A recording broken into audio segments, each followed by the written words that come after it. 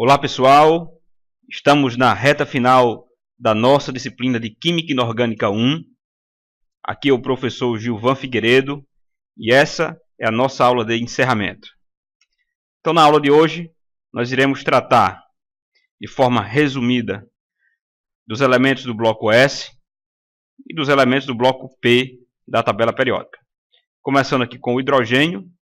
O que é mais importante saber sobre o hidrogênio é que esse é um elemento de baixa afinidade eletrônica, mas uma afinidade eletrônica relativamente positiva, certo? Essa baixa afinidade eletrônica faz com que ele seja muito parecido com os metais alcalinos. Então, vocês vão encontrar em algumas tabelas o hidrogênio colocado aqui acima do grupo 1.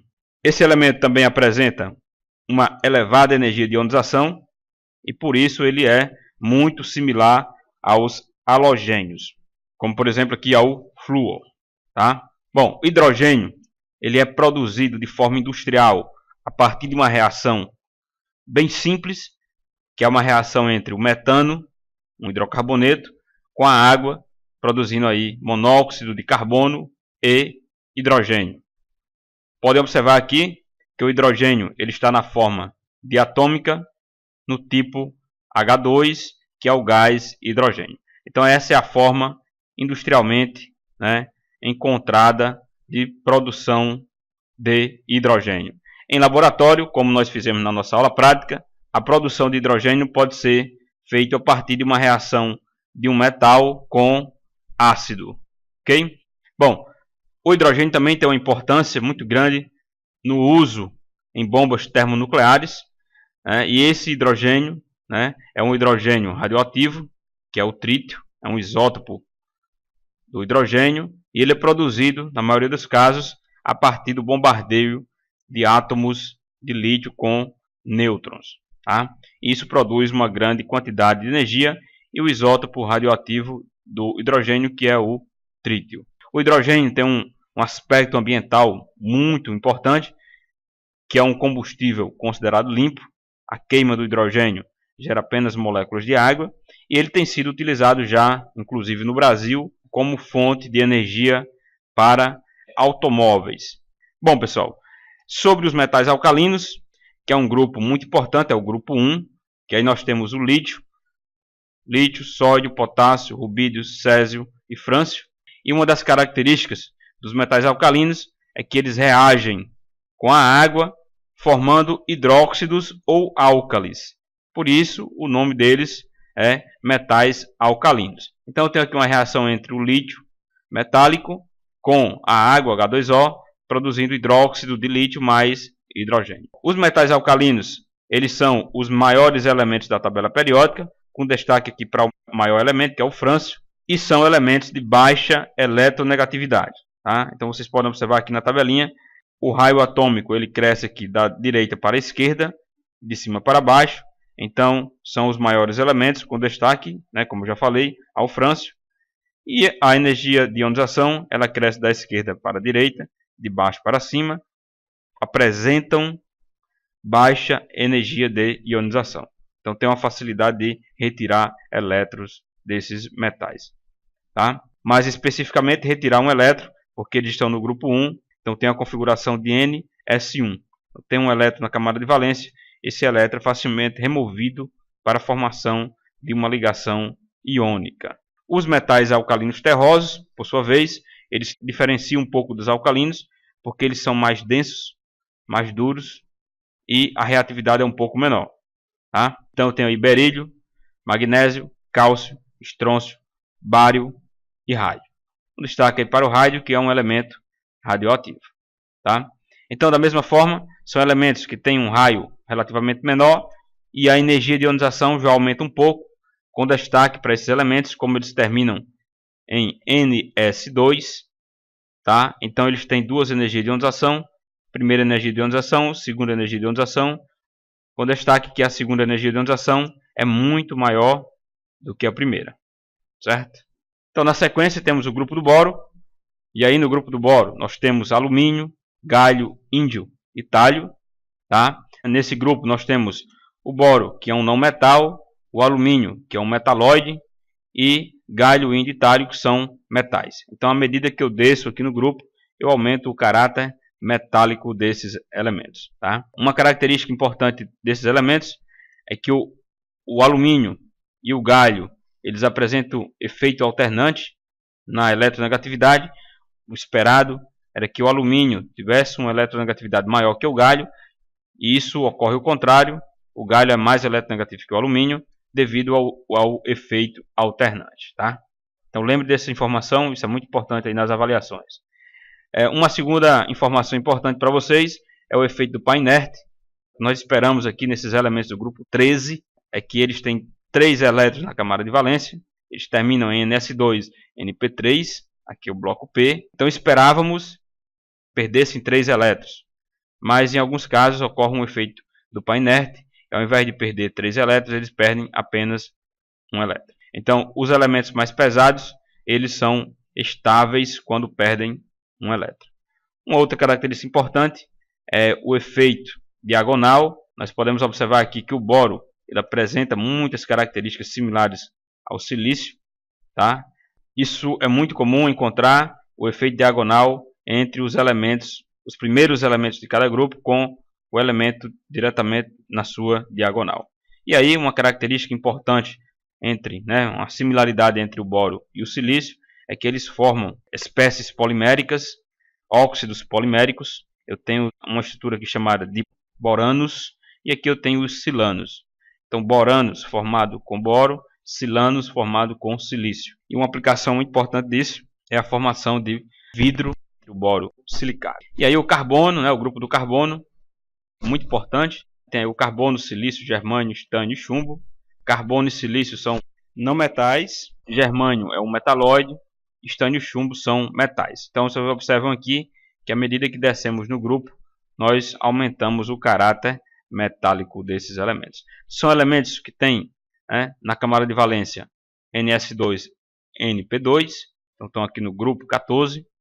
O estado de oxidação padrão esperado é o mais 4, mas podemos encontrar mais 2, como por exemplo aqui o chumbo. Isso, mais uma vez, é o efeito do pá inerte. Tá? Então, podemos observar que um pá fica inerte e apenas 2 que participam da reação. E aí, nesse grupo, nós temos como característica do carbono, o líder do grupo, a formação de alótropos. Encontramos algumas variedades alotrópicas do carbono, como, por exemplo, o carbono diamante, o carbono grafite, o fulereno, nanotubos de carbono e o próprio grafeno. Tá? Isso é do tipo de ligação que esses elementos fazem, o tipo de hibridização que ele faz. Vocês vão estudar isso mais em química orgânica, e aí você tem propriedades diferentes para cada uma dessas variedades alotrópicas do carbono.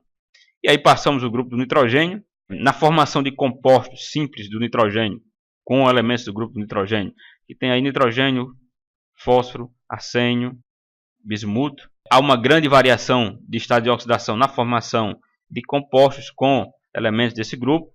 E aí são elementos que têm na camada de valência 5 elétrons, grupo 15, terminam em NS2 e NP3.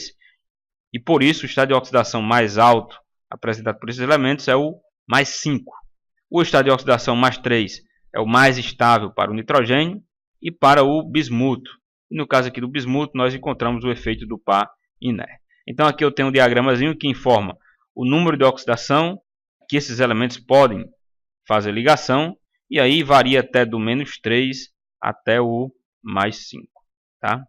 Nitrogênio só é menos eletronegativo do que oxigênio, flúor e cloro. Isso faz com que ele tenha uma facilidade imensa em assumir o NOx menos 3, como por exemplo aqui no nitreto de lítio. Tá?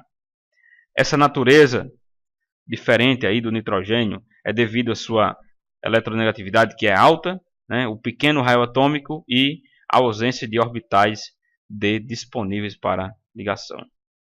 E aí passamos ao grupo 16, grupo dos calcogênios. Esses elementos formam compostos assumindo uma configuração eletrônica externa NS2-NP4. O estado de oxidação dominante deles é o menos 2, então tem uma capacidade aí de receber 2 elétrons, atingindo aqui 8 na camada de valência. Mas outros estados de oxidação também são observados, como +6, como nos compostos aí de flúor. Há uma variação regular nas propriedades com o aumento aqui do número atômico, tá?